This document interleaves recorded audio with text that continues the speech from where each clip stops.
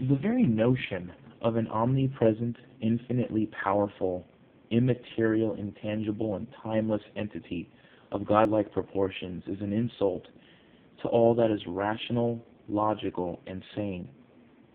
The fact that the vast majority of people on this planet, during this period in time, still cling to such archaic beliefs is a testament to the declination of our civilization. I cannot in good conscience permit myself to believe, even for a minute, that such a ridiculous man-made fabrication, on a subconscious level, mind you, could feasibly exist, especially in a realm of reality. It makes no difference how many times these delusional believers are exposed to the truth. Their minds are made up for them. This is pivotal to the creation of religion. Mind control is the essential tool of religion, and the arrogance and absolute certitude in the moronic is the hallmark of all religions. The mere fact that these people form an opinion that is baseless and groundless shows a lack of identity right there. And identity is something the patriarchs of religion have tried with great effect to deprive the masses of. Free will is no longer a right or a privilege. Well, at least not to the lower echelon of the religious sects. Religion is about power and control, plain and simple. Those of the cloth who have the control of the people also have the power over the people. These fraudulent men, yes, men, who hold your deepest hopes and aspirations in the palms of their hands are said to be God's messengers. They preach about tolerance, yet they are absolutely intolerant of people whose lifestyles are contrary or taboo to their own. They talk about hate being a sin, yet they hate homosexuals. Their hypocritical and contradictory rhetoric astounds me. Faith is more readily accepted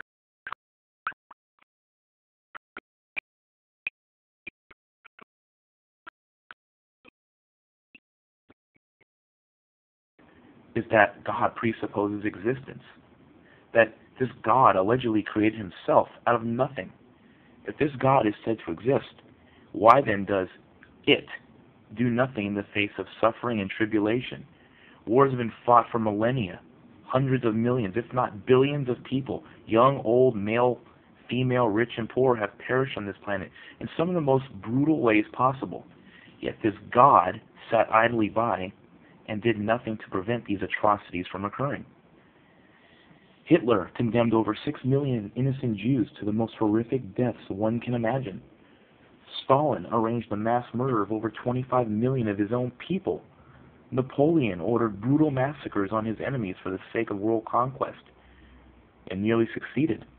Julius Caesar ordered the mass murder of countless citizens to conquer the known world. Christopher Columbus and his cohorts committed genocide on the peaceful indigenous population of his newly discovered America, even though they were here first. Over 4.5 million Vietnamese people were decimated in the Vietnam War. George Bush illegally invaded the sovereign country of Iraq in 2003, killing tens, maybe hundreds of thousands of people. In 2001, September 11th, almost 3,000 innocent people were murdered by a shadowy government-sponsored organization for intentions unknown. If your God were so real, why then does it never do a damn thing for anybody?